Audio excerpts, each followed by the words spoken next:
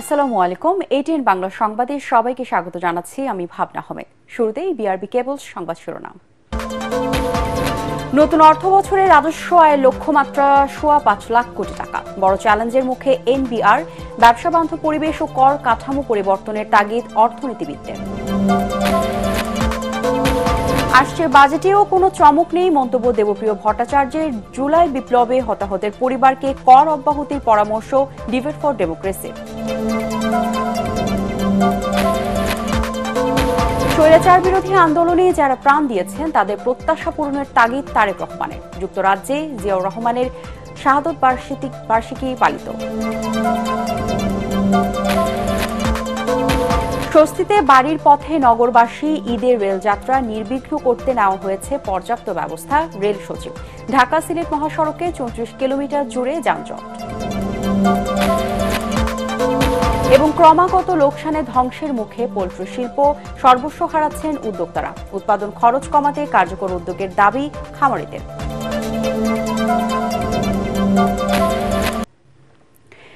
অর্থনৈতিক অস্থিরতার মধ্যেই এবার ভিন্ন এক প্রেক্ষাপটে সংসদ ছাড়াই পেশ হতে যাচ্ছে জাতীয় বাজেট।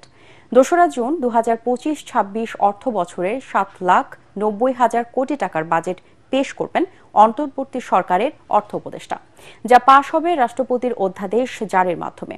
এতে রাজস্ব আয়ের লক্ষ্যমাত্রা প্রায় ৫.৫ লাখ কোটি টাকা, যেখানে কর আদায়ে বড় চ্যালেঞ্জ এনবিআর এর সামনে। অর্থনীতিবিদরা বলছেন, রাজস্ব আদায়ের লক্ষ্যমাত্রা নিশ্চিতে ব্যবসা বান্ধব পরিবেশ ও কর কাঠামোর পরিবর্তন করতে হবে। তরিক ইসলামের রিপোর্ট। ছাত্র জনতার গণ অভ্যুত্থানে আওয়ামী লীগ সরকারের পতনের পর সংসদ ভেঙে দেন রাষ্ট্রপতি। ফলে এবার ভিন্ন বাস্তবতায় পেশ হতে যাচ্ছে ২০২৫-২৬ অর্থ বছরের প্রায় ৮ লাখ কোটি টাকার বাজেট, যেখানে রাজস্ব আয়ের লক্ষ্যমাত্রা থাকছে ৫.৫ লাখ কোটি টাকার বেশি। একদিকে অর্থনৈতিক টানাপোড়েন, অন্যদিকে জাতীয় রাজস্ব বোর্ডের কর্মকর্তাদের কর্মবিরতিতে স্থবির ব্যবসা বাণিজ্য, যেখানে গত ১০ মাসে রাজস্ব ঘাটতি প্রায় ৭২,০০০ কোটি টাকা। এমন বাস্তবতায় এবারের বাজেটে জাতীয় রাজস্ব বোর্ড এনবিআর এর কর আদায় লক্ষ্যমাত্রা ধরা হয়েছে প্রায় ৫ লাখ কোটি টাকা, যা গত অর্থ বছরের তুলনায় ৩৮,০০০ কোটি টাকা বেশি। যদিও দক্ষিণ এশিয়ায় কর জিডিপির তুলনায় অনেকটা পিছিয়ে বাংলাদেশ। বাজেটের রাজস্ব আদায় কিছুটা চ্যালেঞ্জ হলেও ইতিবাচক বলছেন অর্থনীতি বিশ্লেষকরা। তুলে ধরেন কর ফাঁকি রোধ ও কাঠামোর পরিবর্তনের। মেকিং ইট ডিজিটালাইজেশন, এর সাথে বিকল্প কিছু। বাংলাদেশের ৪ কোটি লোককে ট্যাক্স দিতে পারে, তাহলে আপনার ট্যাক্স যে এখন ৪০ লাখ দিতেছেন, আপনার 10%। তো আমরা যেটা বলতেছি ৪ কোটি লোকে যেখানে দিতে পারে, এবং ট্যাক্স রেট কমায়ও এর থেকে বাজেট বড় করা সম্ভব। নাম্বার অফ এসএসসি আপনাকে বাড়াতে হবে। ব্যবসায়ী প্রতিনিধিরা বলছেন, রাজস্ব আয় বাড়াতে হলে নিশ্চিত করতে হবে দেশি বিদেশি বিনিয়োগ। দাবি জানান ব্যবসা বান্ধব পরিবেশের। টাকা মানুষের কাছ থেকে আপনি আদায় করবেন বা নিবেন, ব্যবসা বাণিজ্যের যে অবস্থা বর্তমানে, আপনি জানেন যে মানুষের কিন্তু ক্রয় ক্ষমতা নাই। প্রত্যেকটা ব্যবসা ধস নামছে, এবং টেক্সটাইল মিল, অন্য অন্য মিলগুলো গ্যাসের জন্য বন্ধ হয়ে গেছে, বন্ধ হয়ে যাচ্ছে। এই মুহূর্তে যে আপনি একটা বাজেট করছেন, পরিকল্পনা করছেন, সেই পরিকল্পনাটা কতখানি বাস্তবায়িত হবে এটা বলা বড় মুশকিল। আমরা খুব কঠিন একটা ম্যাক্রো কন্ট্রাকশনারি পলিসিতে গেছি, যেখানে আপনার মোটামুটি চলতি ঋণের প্রবাহ প্রাইভেট সেক্টরে খুব বড় রকমভাবে সীমিত হয়ে গেছে। এতখানি সীমিত হলে যেটা সমস্যাটা যেটা দেখা দেয়, যে আসলে আউটপুট তো কমে যায়। অ্যাগ্রিগেট আউটপুট কমে গেলে ইকোনমি আসলে বেশ বড় ধরনের একটা ধাক্কা খায়, এবং আমরা যেটা দেখতে পাচ্ছি যে ব্যবসা বাণিজ্যে আসলে বড় ধরনের একটা ইম্প্যাক্ট হয়েছে গত ১ বছরে। এবারের বাজেটে বাড়ছে ব্যক্তি কর সীমার আওতা, যা ৩.৫ লাখ টাকা থেকে বাড়িয়ে প্রস্তাব করা হয়েছে ৩,৭৫,০০০ টাকা। আর কর আদায়ে সর্বনিম্ন ৫,০০০ টাকার পরিবর্তে থাকছে ১,০০০ টাকা। বছর ঘুরে আবারও এলো বাজেট, যেখানে সংকোচনমূলক ও বাস্তবায়নযোগ্য বাজেটের অংশ হিসেবে কমেছে বাজেটের আকার, কিন্তু বেড়েছে রাজস্ব আয়ের লক্ষ্যমাত্রা। প্রায় ৫ লাখ কোটি টাকা রাজস্ব আয়ের লক্ষ্যমাত্রাকে বর্তমান সময়ের প্রেক্ষাপটে বড় চ্যালেঞ্জ হিসেবে দেখছেন অর্থনীতি বিশ্লেষক ও বিশেষজ্ঞরা। তারা বলছেন, সরকারের কর কাঠামোর পরিবর্তন ও আধুনিকায়ন ছাড়া হোঁচট খেতে পারে রাজস্ব আয়ের লক্ষ্যমাত্রা। তরিক ইসলাম, এটিএন বাংলা, ঢাকা। আশানুরূপ কাঠামোগত পরিবর্তন না করায় এই সরকার গতানুগতিক বাজেটে দিতে যাচ্ছে বলে মন্তব্য করেছেন অর্থনৈতিক শ্বেতপত্র প্রণয়ন কমিটির প্রধান ডক্টর দেবপ্রিয় ভট্টাচার্য। রাজধানীতে এক বিতর্ক প্রতিযোগিতায় তিনি আরও বলেন, খেলাপি ঋণ আদায়, পাচার হওয়া অর্থ ফেরত এবং করের আওতা বাড়ানোর মতো নতুন কিছু না থাকায় বাজেটে নতুন চমক দেখা যাচ্ছে না। এ সময় জুলাই বিপ্লবে আহত ও নিহত পরিবারের করমুক্ত সুবিধা দেওয়া এবং বিগত সরকারের আমলে দুর্নীতিবাজদের আইনের আওতায় আনার দাবি জানান debate for democracy chairman Hasan Ahmed Chowdhury Kiran. Imdadullah Babu report. রাজস্ব আহরণ বৃদ্ধির লক্ষ্যে প্রাক বাজেট এই বিতর্ক প্রতিযোগিতার আয়োজন করে ডিবেট ফর ডেমোক্রেসি। এতে অনুষ্ঠানের সভাপতি হাসান আহমেদ চৌধুরী কিরণ বলেন, বিগত সরকারের সময় বিশাল বাজেট করে অর্থনৈতিক লুটপাটের বোঝা এখন গোটা জাতিকে বহন করতে হচ্ছে। যে বাজেটের মধ্যে দিয়ে সরকার লুটতারাজ করেছে, আমাদের মাথায় $100 বিলিয়ন ঋণের বোঝা রেখে পালিয়ে গিয়েছে, সেই গতানুগতিক বাজেট যদি আমরা পাই তাহলে কিন্তু আমাদেরকে হতাশার জায়গায় তৈরি হবে। অন্তর্বর্তীকালীন সরকারের সময় আমরা এখনো পর্যন্ত আমরা দেখিনি যে বিগত সময় অর্থ পাচারকারী, দুর্নীতিবাজ, ঋণ খেলাপি, কর খেলাপিদের একটা তালিকা প্রণয়ন করবার জন্য সেগুলো যদি প্রকাশ করা হয় তাহলে কিন্তু লুটতারাজের ধারাবাহিকতা সেটি বন্ধ হবে। অনুষ্ঠানে অর্থনীতিবিদ ডক্টর দেবপ্রিয় ভট্টাচার্য বলেন, দেশের অর্থনীতি সংস্কারে শ্বেতপত্র প্রণয়ন কমিটি যেসব সুপারিশ করেছে তার অধিকাংশই এখনো বাস্তবায়ন হয়নি। অনেকগুলো আমরা দেখেছি যে সেইভাবে হয়নি। যে লোকটা ট্যাক্স দেয় তার যে টিআইএন আছে, সাথে বিআইএন আছে, তার একটা ভ্যাট নাম্বার আছে, তার একটা জাতীয় পরিচয়পত্র আছে, তার আবার ফ্যামিলি কার্ড আছে, তার আবার ওখানে ভর্তুকির কার্ড আছে। এই সবগুলো তথ্যকে যদি আপনি একত্রিত না করেন তাহলে তার সামগ্রিক আয় এবং সামগ্রিক অবস্থান কিন্তু আমরা পরিষ্কার করে বুঝি না। এ সময় রাজনৈতিক দলের সাথে প্রধান উপদেষ্টার সংলাপে অর্থনীতির বিষয়টি প্রাধান্য না পাওয়ায় হতাশা প্রকাশ করেন বক্তারা। এটা গতানুগতিক দুঃখজনকভাবে হতে যাচ্ছে। এই বাজেটের সবচেয়ে বড় চমক হতে পারত যারা ব্যাংকের টাকা ফেরত দিলেন না, কিন্তু তাদের কাছ থেকে সম্পত্তি জব্দ করে সেগুলোকে বিক্রি করে তাদের ব্যাংকে রক্ষিত টাকাকে এখানে নিয়ে এসে তাদের শেয়ারগুলোকে বিক্রি করে দিয়ে বিদেশে যেই টাকা চলে গেছে সেই টাকার এখন কিছু কিছু পদক্ষেপের ভিতরে আছে, সেগুলিকে আমরা যদি নিয়ে আসতে পারতাম, অর্থায়নের একটা নতুন খাত খুলতে পারতাম, তাহলে একটা অভিনব খাত হিসেবে আসবে এবং আগামী দিনে ব্যয় কাঠামোতেও এইটার একটা বড় ধরনের ইতিবাচক প্রতিফলন থাকবে বলে মনে করি।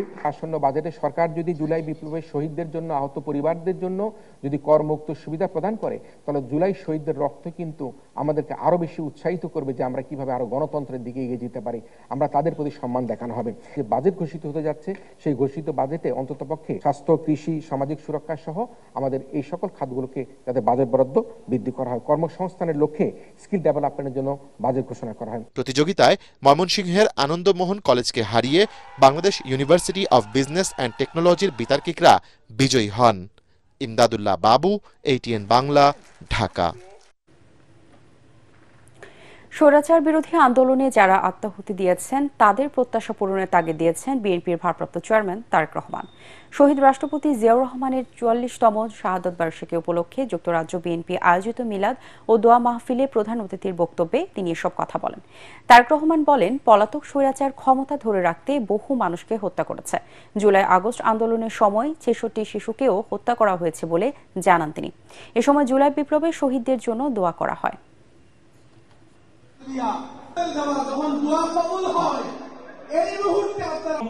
যে মানুষগুলো গণতন্ত্রকে, মানুষের অধিকারকে প্রতিষ্ঠিত করার জন্য তাদের জীবনকে আত্মাহুতি দিয়েছেন, আমরা যাতে তাদের সেই আকাঙ্ক্ষাকে পূরণ করতে পারি, আমরা যারা বেঁচে আছি আমরা আগামী দিনে যাতে বাংলাদেশের মানুষের প্রত্যাশিত যে বাংলাদেশ, সেই বাংলাদেশকে যাতে আমরা গড়ে তুলতে পারি। যে মানুষগুলো আমাদেরকে ছেড়ে চলে গিয়েছেন তাদের প্রত্যাশা অনুযায়ী যাতে বাংলাদেশকে গড়ে তুলতে পারি, সেই রহমত যাতে আল্লাহ আমাদেরকে দেন, আমরা আল্লাহর দরবারে হাত তুলে সেই দোয়া যারা নির্বাচনের কথা বলে তাদের দেশদ্রোহী তকমা দেওয়া হচ্ছে অভিযোগ করে বিএনপির স্থায়ী কমিটির সদস্য সালাউদ্দিন আহমেদ বলেছেন, কুচক্রী মহল চায় না দেশে গণতন্ত্র প্রতিষ্ঠা হোক। বিএনপির প্রতিষ্ঠাতা জিয়াউর রহমানের ৪৪তম শাহাদত বার্ষিকী উপলক্ষে কৃষক দলের আলোচনা সভায় তিনি বলেন, একটি মহল ক্ষমতা দীর্ঘায়িত করার জন্য বিভেদ বিভাজনের রাজনীতি করছে। সালাউদ্দিন আহমেদ প্রশ্ন করেন, যে ভোটের অধিকারের জন্য মানুষ জীবন দিয়েছে সে অধিকারের কথা বললে সরকার নারাজ হয় কেন? সংস্কারের কথা বলে নির্বাচন বিলম্বিত করার কোনো যুক্তি নেই দাবি করেন তিনি। আমরা আমাদের সমস্ত গণতান্ত্রিক অধিকার ফিরে পাওয়ার জন্যই তো আমরা রক্ত দিয়েছি, সংগ্রাম করেছি, অবিরাম আমরা নির্যাতিত হয়েছি, কারাবাসে গিয়েছি, আয়নাগরে গিয়েছি। কিসের জন্য? এই অধিকার আদায়ের জন্য। আর সেই অধিকার আদায়ের কথা বললেই যদি আপনারা নারাজ হন মাননীয় প্রধান উপদেষ্টা, সেটা খুব দুঃখজনক। সংস্কারের কথা বলে আর কত বিলম্ব করবেন? জাপানের 4 দিনের সফর শেষে দেশের উদ্দেশ্যে রওনা হয়েছেন প্রধান উপদেষ্টা ডক্টর মোহাম্মদ ইউনূস। শনিবার স্থানীয় সময় সকাল 11:20 দেশের উদ্দেশ্যে জাপান ত্যাগ করেন তিনি। প্রধান উপদেষ্টার উপপ্রেস সচিব আবুল কালাম আজাদ মজুমদার এ তথ্য নিশ্চিত করেছেন। এর আগে শুক্রবার প্রধান উপদেষ্টা ডক্টর মোহাম্মদ ইউনূস টোকিওতে জাপানের প্রধানমন্ত্রী শিগেরু ইশিবার সঙ্গে দ্বিপক্ষীয় বৈঠকে মিলিত হন। বৈঠকে উভয় দেশের মধ্যে চলমান সহযোগিতার সম্পর্ক আরও এগিয়ে নেওয়া সহ বিভিন্ন বিষয়ে আলোচনা করা হয়। ঈদ যাত্রার প্রথম দিনে ট্রেনে স্বস্তিতে বাড়ির পথে নগরবাসী। প্রথম দিনেই কমলাপুর রেল স্টেশনে নেই বাড়তি চাপ, সময় মতো ছেড়েছে সব ট্রেন। আগামী 4 তারিখ থেকে ঈদ যাত্রায় যুক্ত হবে 5 জোড়া বিশেষ ট্রেন। মনির হোসেন তপুর রিপোর্ট। ঈদের অগ্রিম টিকিটে প্রথম দিন আগেভাগে ঢাকা ছাড়ছেন অনেকেই। শেষ মুহূর্তের বাড়তি ভোগান্তি এড়াতে ঈদের 1 সপ্তাহ আগেই পরিবার পরিজন নিয়ে বাড়ি যাচ্ছেন কেউ কেউ। সোনার হরিণ খ্যাত ট্রেনের শতভাগ টিকিট অনলাইনে বিক্রি হওয়ায় সৌভাগ্যবানরাই পেয়েছেন ট্রেনের টিকিট। ঈদ যাত্রার প্রথম দিনে স্টেশন জুড়ে ছিল বাড়তি নিরাপত্তা। যাত্রীদের কয়েক ধাপ চেকিং শেষে স্টেশনে প্রবেশ করতে হয়েছে। স্টেশনের ব্যবস্থা ভালো এবং টিকিট পাইতে কোনো সমস্যা হয় নাই। আমরা অনলাইনে যদি টিকিট কাটি, টিকিট অ্যাভেলেবল ছিল, আমরা টিকিট কাটতে পারছি। আর ঈদের আনন্দে আমরা বাড়িতে যাচ্ছি, তো অবশ্যই ভালো লাগছে। বাবা মা এখানে থাকে, তো এতদিন পর যাওয়ার পর যে একটা উৎসাহ থাকে, ভালোই লাগছে। অনলাইনে টিকিট করে দেওয়াতে আমাদের এবার খুব সুবিধা হয়েছে যাওয়ার ব্যবস্থা। আর ঈদ তো যেহেতু বাড়িতে যাওয়া লাগবেই। যাত্রীরা যাতে কোনো ধরনের ভোগান্তিতে না পড়েন সেজন্য আগের ভুল থেকে শিক্ষা নিয়ে বিশেষ ব্যবস্থা করা হয়েছে বলে জানান রেলওয়ে সচিব। 5 জোড়া ট্রেন, বিশেষ ট্রেন আমরা ইন্ট্রোডিউস করেছি। এর আগের বারও তাই ছিল। 44টি বগি আমরা বিভিন্ন রুটে সংযোজন করছি অতিরিক্ত। এর মধ্যে মিটার গেজ এবং ব্রড গেজ আছে। স্ট্যান্ডিং টিকিট মূলত 25% কাউন্টার থেকে নিয়ে উঠতে হবে, কিন্তু যদি কেউ কোনো টিকিট না নিয়ে কোনো যাত্রী উঠে যায়, তখন আমাদের সহকর্মী যারা টিকিট চেকার এবং টিটি আছেন, তারা তখন ফাইন সহ জরিমানা সহ ভাড়া আদায় করে। ঈদে কালোবাজারি ও যাত্রীদের হয়রানি ঠেকাতে নিরাপত্তা ব্যবস্থাও জোরদার থাকবে বলে জানান তিনি। মনির হোসেন তপু, এটিএন বাংলা, ঢাকা। ঢাকা সিলেট মহাসড়কের ব্রাহ্মণবাড়িয়া 34 কিলোমিটার এলাকা জুড়ে দীর্ঘ যানজট দেখা দিচ্ছে প্রতিদিন। মহাসড়কের বিভিন্ন অংশে খানাখন্দ ও সড়কের সংস্কার কাজ ধীর গতিতে চলায় এই অংশে 1 ঘন্টার পথ অতিক্রম করতে সময় লাগছে 7 থেকে 8 ঘন্টা। এবারের ঈদ যাত্রা মহাসড়কের এই অংশে যানজট ভয়াবহ আকার ধারণ করবে বলে আশঙ্কা যাত্রী ও পরিবহন চালকদের। ব্রাহ্মণবাড়িয়া প্রতিনিধি ইশাক সুমনের পাঠানো রিপোর্ট জানাচ্ছেন আশিকুর রহমান। আশুগঞ্জ নৌবন্দর থেকে সরাইল বিশ্ব রোড মোড় হয়ে আখাউড়া স্থলবন্দর পর্যন্ত প্রায় 51 কিলোমিটার 4 লেন মহাসড়ক। এই মহাসড়কের উন্নীতিকরণ কাজ 2017 সাল থেকে ধীরগতিতেই চলছে। এর দায়িত্বে ছিল ভারতীয় ঠিকাদারি প্রতিষ্ঠান এফকনস ইনফ্রাস্ট্রাকচার লিমিটেড। তবে গত 5 অগাস্টের পর ঠিকাদার চলে যাওয়ায় দীর্ঘদিন বন্ধ ছিল কাজ। এ কারণেই এ অংশে দেখা দিয়েছে অনেক খানাখন্দের। যানবাহনগুলো ধীরগতিতে চলায় প্রতিদিন সেখানে যানজট লেগেই থাকে। ঈদের আগে মহাসড়ক মেরামত করা শেষ না হলে তীব্র ভোগান্তির আশঙ্কা পরিবহন সংশ্লিষ্টদের। বিশ্ব রোডের মোড়ে এখনো পৌঁছতে পারি নাই, 9.5 ঘন্টা হয়েছে। এত জাম রাস্তার মধ্যে যে আমরা চলাফেরা করার মতো কোনো ইয়ে নাই। গাড়ির প্যাসেঞ্জার গুলি লাইন না চলে গেছে। চান্দুরাত থেকে এতক্ষণে আমি এখনো কিছু খাই নাই। এর ভিতরে জামজটে বুঝেন কি অবস্থা হয়েছে আমার। এই বছর থেকে 8টা নেমা গাড়িতে নেমে 8টা আসছে। বিশ্ব রোড আর আশিগঞ্জ যদি এই রাস্তা ঠিক না করে তাহলে ঈদের যাত্রীও সঠিকভাবে যাইতে পারবে না, আমরা গাড়ি চালাইতে পারবো না। সড়কটির খানাখন্দের অংশে সংস্কারের কাজ শুরু হয়েছে বলে জানিয়েছেন আশুগঞ্জ আখাউড়া 4 লেন প্রকল্পের ব্যবস্থাপক। যতটুকু পারা যায় স্মুথ রাখা যায় এবং খানাখন্দ যতটুকু পারা যায় সেগুলো রিপেয়ার করে যানবাহন চলাচলটা যাতে অ্যাটলিস্ট স্মুথ করে রাখা যায় এই প্রচেষ্টা আমরা চালিয়ে যাচ্ছি। এদিকে কাজ দ্রুত শেষ করতে ঠিকাদারি প্রতিষ্ঠানকে বারবার তাগাদা দেয়া হচ্ছে বলে জানালেন ব্রাহ্মণবাড়িয়ার জেলা প্রশাসক। বাংলাদেশের যে প্রজেক্টের প্রকল্পের সভাপতি এবং প্রকল্প পরিচালক এবং প্রকল্প পরিচালক যারা আছে, আমরা তাদের সাথে বসেছিলাম। আশা করি খুব দ্রুত, হয়তো বর্ষার আগে পুরোপুরি কমপ্লিট না হলে একটা মানুষের চলাচলের জন্য একটা ব্যবস্থা, আশা করি ভালোভাবে চলাচলের জন্য ব্যবস্থাটা করে নেওয়া যাবে। প্রতিদিন এই সড়ক দিয়ে 8 থেকে 10,000 যানবাহন চলাচল করে। ঈদে এই সংখ্যা বেড়ে যায় কয়েক গুণ। Bureau report, ATN Bangla. ক্রমাগত লোকসানের ধ্বংসের মুখে পোল্ট্রি শিল্প। উৎপাদন খরচের চেয়ে 50 টাকা কম দরে মুরগি বিক্রি করতে হচ্ছে খামারিদের। লোকসান ডিম ও বাচ্চাতেও। এতে পুঁজি হারিয়ে বেকার হয়ে পড়েছেন হাজার হাজার উদ্যোক্তা। মুরগির দাম কমলেও কমেনি ফিড, ঔষধ আর ভ্যাকসিনের দাম। প্রাণী সম্পদ অধিদপ্তর বলছে উৎপাদন খরচ কমাতে নিয়ন্ত্রণ করা হবে ফিড ও ঔষধের দাম। আমাদের জয়পুরহাট প্রতিনিধি রফিকুল ইসলামকে সঙ্গে নিয়ে রিপোর্ট করছেন মাহবুব কবির চপল। মুরগি পালন করে ভাগ্য বদল হয়েছিল লাখ লাখ মানুষের। সেই মুরগিতেই এখন লোকসানের মুখে তারা। গত 8 মাস ধরে মুরগির দাম ক্রমাগত নামছে। 1 কেজি সোনালী মুরগির উৎপাদন খরচ 220 টাকার মতো। খামারে বিক্রি হচ্ছে 170 থেকে 185 টাকা কেজি। প্রতি কেজি ব্রয়লার মুরগির উৎপাদন খরচ প্রায় 150 টাকা। বিক্রি হচ্ছে 120 থেকে 130 টাকায়। ডিম প্রতি উৎপাদন খরচ 10 টাকার মতো। বিক্রি হচ্ছে 6 থেকে 8 টাকা। মুরগির একদিনের বাচ্চা বিক্রি হচ্ছে 7 থেকে 9 টাকায়। মাসের পর মাস লোকসানে বন্ধ হয়ে গেছে অনেক ফার্ম। বেকার হয়েছেন হাজার হাজার মানুষ।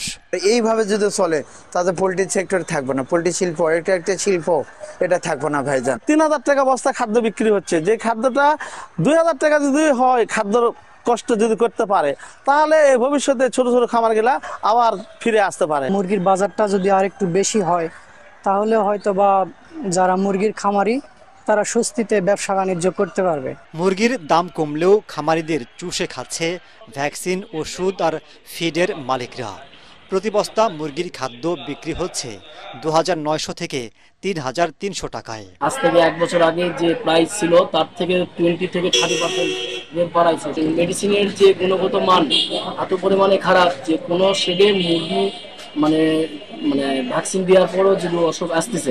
আমাদের অনেক আমদানি পর্যায়ে বাধা বিপত্তি আছে, শুল্ক বাধা আছে। সেগুলো যদি সরকার আগামী বাজেটে আমাদেরকে অব্যাহতি দেয়, তাহলে অবশ্যই জুলাইয়ের পরে আবারও কয়েক ধাপে ফিডের মূল্য হ্রাস করা হবে। ভুট্টা আমদানিতে কিন্তু কোনো প্রকার শুল্ক নেই, শুধু এটিটা ছাড়া, অ্যাডভান্স ট্যাক্স ছাড়া। ওইটা তো সমন্বয় করে পরে।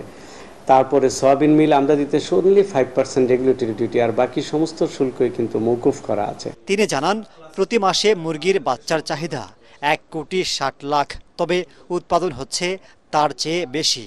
এর সমন্বয় প্রয়োজন।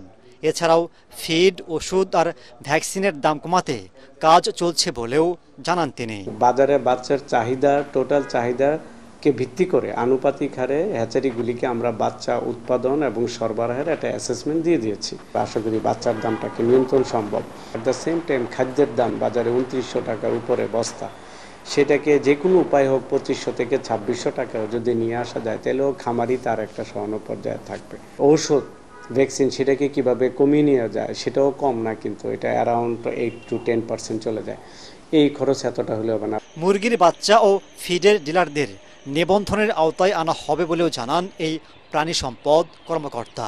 এদেরকে কিন্তু নিবন্ধনের আওতায় নিয়ে আসার জন্য।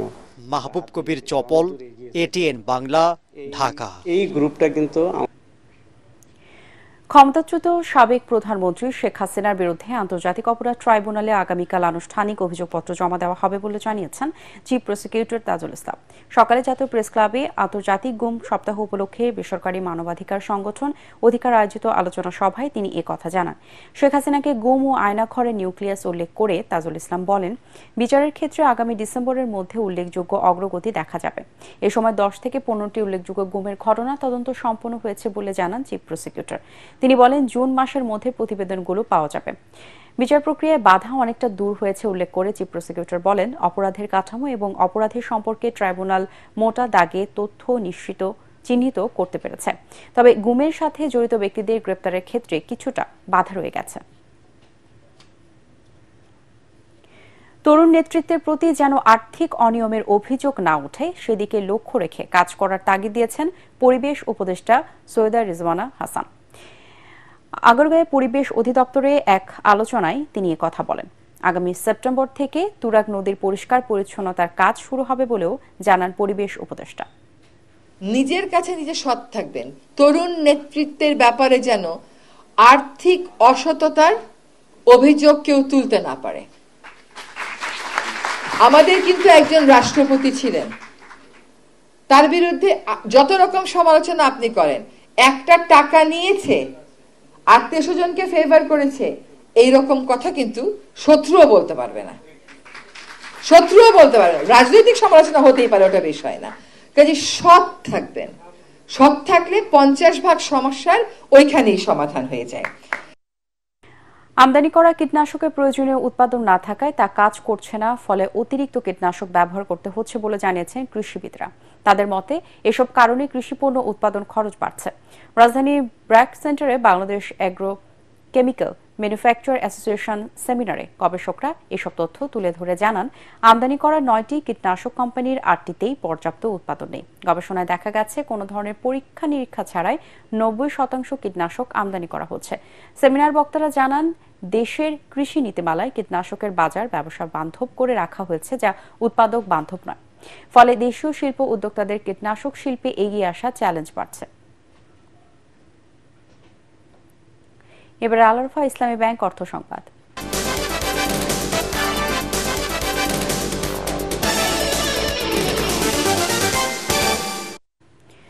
প্রশাসক নিয়োগের প্রায় 7 মাস পর অনুষ্ঠিত হচ্ছে তৈরি পোশাক শিল্প মালিকদের সংগঠন বিজিএমইএ এর নির্বাচন।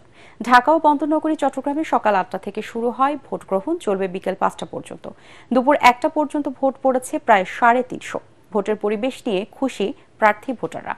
জয় পরাজয় যাই হোক, সংগঠনের স্বার্থে কাজ করার প্রত্যাশা সংগঠনের নেতাদের। চট্টগ্রাম প্রতিনিধি তাম্মিম মাহমুদকে সাথে নিয়ে তরিক ইসলামের আরেকটি রিপোর্ট। উৎসবমুখর পরিবেশে সকাল 8টা থেকে ঢাকা ও চট্টগ্রামের হোটেল রেডিসন ব্লুতে চলছে তৈরি পোশাক শিল্প মালিকদের সংগঠন বিজিএমইএ নির্বাচন। এবারের নির্বাচনে ভোটের যুদ্ধে লড়ছেন সম্মিলিত পরিষদ, সম্মিলিত ফোরাম ও নতুন জোট ঐক্য পরিষদের 76 জন প্রার্থী। রাজনৈতিক প্রভাবমুক্ত সুষ্ঠু পরিবেশে ভোট দিতে পেরে খুশি ভোটাররা। আমরা চাই যে একটা সুস্থ পরিবেশ, আমরা যেন ব্যবসাগুলো ঠিকমতো করতে পারি, সেরকম একটা পরিবেশ আমরা চাচ্ছি। এবং অবশ্যই সেই পরিবেশের জন্য আমাদেরকে রাজনৈতিক স্থিতিশীলতা ইম্পর্টেন্ট।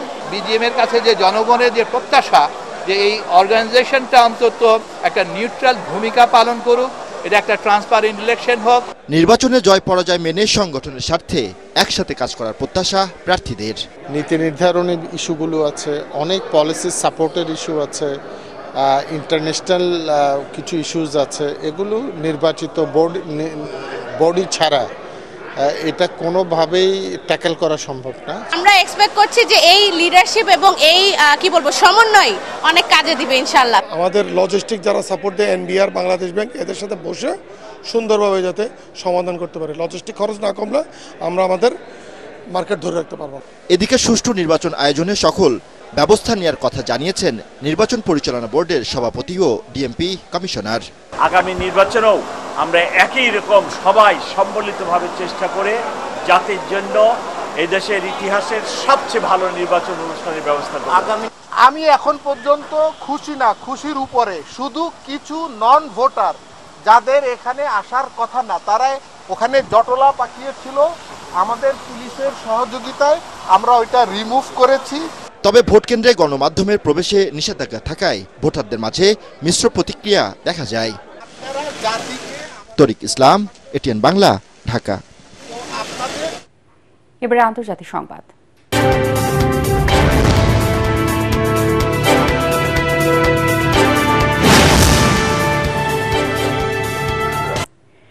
যুক্তরাষ্ট্রের প্রেসিডেন্ট ডোনাল্ড ট্রাম্প তার নেতৃত্বাধীন প্রশাসন থেকে বিশ্বের শীর্ষ ধনী এলন মাস্ককে বিদায় জানিয়েছেন।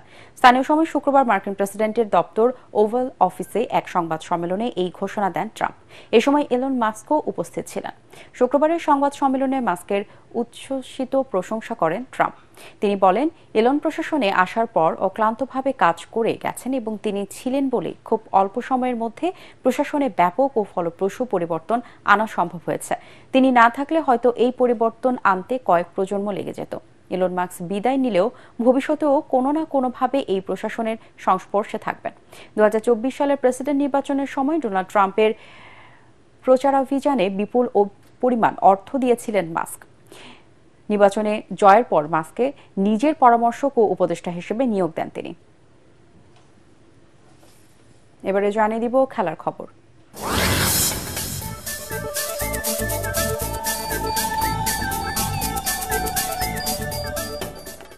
উয়েফা চ্যাম্পিয়ন্স লিগের ফাইনালে রাতে ইন্টার মিলানের মুখোমুখি হবে পিএসজি। ইতিহাসের হাতছানি লা প্যারিসিয়ানদের।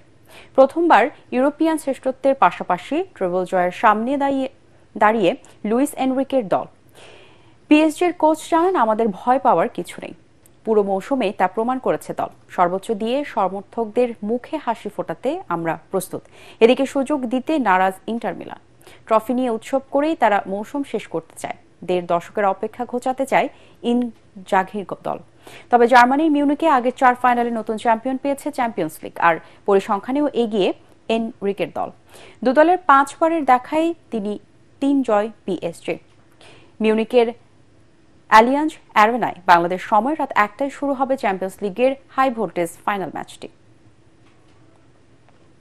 ট্রাইব্রেকারে এখন টিভিকে 3-2 গোলে হারিয়ে বিএসজেএ ফুটবল টুর্নামেন্টের সেমিফাইনালে এটিএন বাংলা টিম। পল্টন ময়দানে ম্যাচের শুরু থেকে পাল্টাপাল্টি আক্রমণ করে দুদল। শ্বাসরুদ্ধকর ম্যাচে নির্ধারিত সময় শেষ পর্যন্ত কোনো দলই গোলের দেখা পায়নি। পরে ম্যাচ করায় ট্রাইব্রেকারে।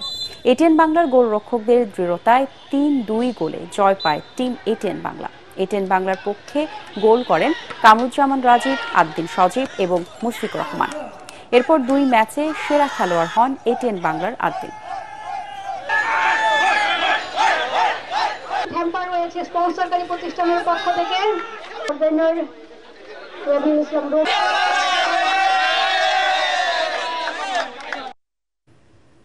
শেষ করার আগে বিআরবি কেবল সংবাদ শিরোনামগুলো জানিয়ে দিব আরো একবার।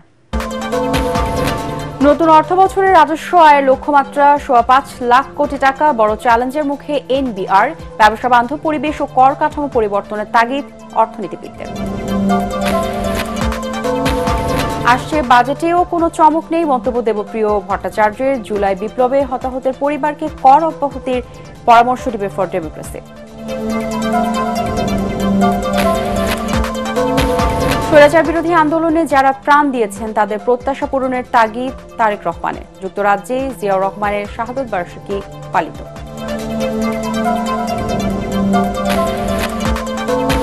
স্বস্তিতে বাড়ির পথে নগরবাসী। ঈদের রেলযাত্রা নির্বিঘ্ন করতে নেওয়া হয়েছে পর্যাপ্ত ব্যবস্থা। রেল সচিব। ঢাকা সিলেট মহাসড়কে 34 কিলোমিটার জুড়ে যানজট।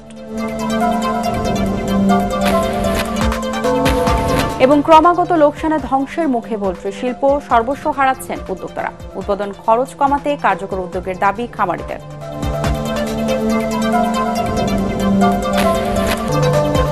পরবর্তী সংবাদ দেখার আমন্ত্রণ জানিয়ে এখনকার মতো শেষ করছি। এটিএন বাংলার সংবাদ ইউটিউবে দেখতে ব্রাউজ করুন youtube/ATN Bangla News। ধন্যবাদ সবাইকে।